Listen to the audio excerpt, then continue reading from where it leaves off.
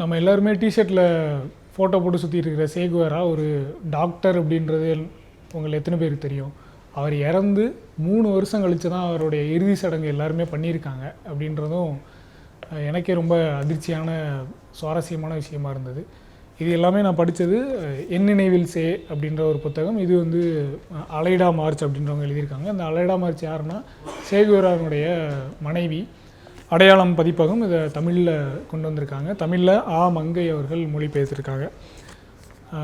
நான் ஏற்கனவே சொன்ன மாதிரி ஒரு போராளின்னு சேகுவேரா நம்ம நிறைய இடத்துல பல பேர் கேள்விப்பட்டிருப்போம், ஃபோட்டோவில் பார்த்துருப்போம்.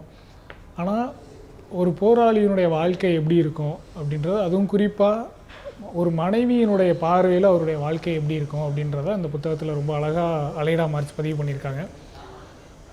இந்த புத்தகத்தில் இருக்கக்கூடிய நிறைய சுவாரஸ்யமான விஷயங்கள் இருக்கும். அவங்க 2 பேருமே வந்து எப்படி முதல்ல சந்தித்தாங்க, அப்புறம் 2 பேருக்குள்ளான காதல் எப்படி வெளிப்பட்டது. இதில் முக்கியமான விஷயம், சேகுவேரா தான் முதல்ல ப்ரப்போஸ் பண்ணார். அப்போ அந்த காதல் அவர் சொன்ன தருணம் எப்படி இருந்தது. அவங்க நிறைய கவிதையெல்லாம் எழுதுறதுக்கு முயற்சி பண்ணி கவிதையெல்லாம் காதலை வெளிப்படுத்துவார். ஒரு கட்டத்துக்கு அப்புறம் அவங்களுடைய காதல் திருமணத்தை நோக்கி நகரும். திருமணத்திற்கு பிறகு அவங்களுக்கு மொத்தம் 4 குழந்தைகள், அதாவது வரிசையாக 2 வருட இடைவெளியில் 4 குழந்தைகள் இருக்கும் அவருக்கு. தொடர்ந்து அவருடைய போராட்டம் கூட அவருடைய போராட்டங்கள் எங்கெங்கெல்லாம் போகிறாரோ எல்லா இடத்துக்குமே அந்த அலைடா மார்ச்சும் கூட போவாங்க.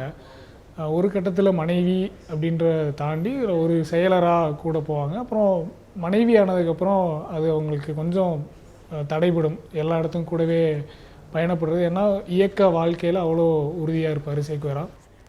இந்த புத்தகத்தில் சேகுவேராவுடைய காதல் கடிதங்கள், அப்புறம் திருமணம் ஆனதுக்கப்புறமும் அவர் வெளிநாடுகளுக்கு பயணம் செய்யும்போது அவர் எழுதிய கடிதங்கள்லாம் இருக்கும். ரொம்ப சுவாரஸ்யமான கவிதைகளாக இருக்கும். முதல்ல அவர் எழுதின கவிதைகள் வந்து அன்புடன் சே அப்படின்னு எழுத ஆரம்பிப்பார். அப்புறம் போக போக செல்லக்கண்ணன், அன்பு முத்தங்களுடன் சே அப்படின்னு ஒரு சில இடங்களுக்கு போகும்போது அவர் வயது முதிர்ந்தவராக அவருடைய தோற்றத்தை மாற்றி மாறுவேடத்தில் போவார். அப்போ வந்து அவர் எழுதின கவிதைகள்லாம் ராமோன் அவருடைய புனைப்பெயரோடு இருக்கும். ஒரு இவ்வளோ பெரிய போராளி எப்படி காதலிச்சார், அவருடைய திருமண வாழ்க்கை எப்படி இருந்ததுன்னா நீங்கள் அதை பார்க்கணும் அப்படின்னா இந்த புத்தகம் நீங்கள் கண்டிப்பாக படிக்கலாம்.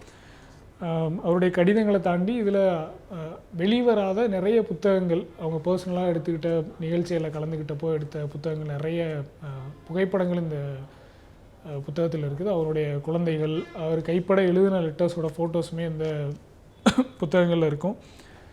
ஒரு புரட்சியாளராக அந்த கியூபா விடுதலைக்கு எப்படிலாம் போராடினாங்க, 2 பேரும் சேர்ந்து எப்படி போராடினாங்க, ஃபிடல் காஸ்ட்ரோ பற்றி அங்கங்கே வரும். ஆனாலும் ஒரு புரட்சியில் வெற்றி பெற்றதுக்கப்புறம் இவர் அந்த அரசினுடைய பல்வேறு பதவிகளை வைப்பார். தொழில்துறை அமைச்சர் அந்த மாதிரியான பல்வேறு பதவியில் இருப்பார்.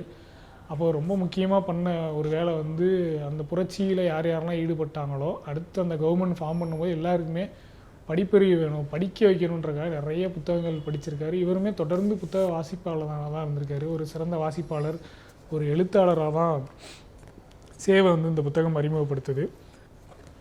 அப்புறம் ரொம்ப முக்கியமாக இந்த புத்தகம் வந்து ஒரு மொழிபெயர்ப்பு நாவல். அவங்க அலைடா மார்ச் எழுதுனதை தமிழில் மொழிபெயர்த்திருக்காங்க. என்னை கேட்டால் முதல் முறை நான் இப்போ தான் ஒரு புத்தகத்தை முதல் முறையாக என் வாழ்க்கையில் வாசிக்க போகிறேன் அப்படின்னா அவங்களுக்கு இந்த புத்தகம் நான் பரிந்துரைக்க மாட்டேன். ஏன்னா மொழிபெயர்ப்பில் இருக்கக்கூடிய சில சிக்கல்களை இந்த புத்தகத்தில் நான் எதிர்கொண்டேன். நிறைய நேரம் வந்து கொஞ்சம் சிக்கலாக இருந்தது. இன்னொரு சிக்கல் என்னென்னா, இந்த புத்தகத்தில் எழுதியிருக்க எல்லாமே கியூபாவில் இருக்கக்கூடிய இடங்கள். அதனால் அந்த இடத்தினுடைய பெயர்கள், அந்த தெருவினுடைய பெயர்கள், அங்கே இருக்கக்கூடிய மனிதர்களுடைய பெயர்கள்லாம் நமக்கு ரொம்ப புதுசாக இருக்கிறதுனால இந்த புத்தகம் வாசிக்கல கொஞ்சம் எனக்கு சிரமம் இருந்தது. கொஞ்சம் போர் அடிக்கிற மாதிரிலாம் இருந்தது இந்த புத்தகம் வாசிக்கும்போது. அது எல்லாத்தையும் தாண்டி ஒரு புரட்சியாளருடைய காதல் வாழ்க்கை, ஒரு திருமண வாழ்க்கை எப்படி இருந்தது அப்படின்றத தெரிஞ்சுக்கிற ஆர்வம் இருக்கிறவங்க, கம்யூனிஸ்ட்டு அல்லது சேகுவேராவை பற்றி நான் தெரிஞ்சுக்கிறணும் அப்படின்னு ஆசைப்பட்றவங்க கண்டிப்பாக இந்த புத்தகம் படிக்கலாம். நீங்கள் தொடர்ச்சியாக புத்தகம் வாசிக்கிறவராக இருந்தால் இது ஒரு பெரிய விஷயம் இல்லை. அதனால் நீங்கள் கண்டிப்பாக அந்த புத்தகம் வாங்கி வாசிக்க வேண்டிய ஒரு புத்தகம். என் நினைவில் சே அடையாளம் பதிப்பகம் வெளியிட்டிருக்காங்க.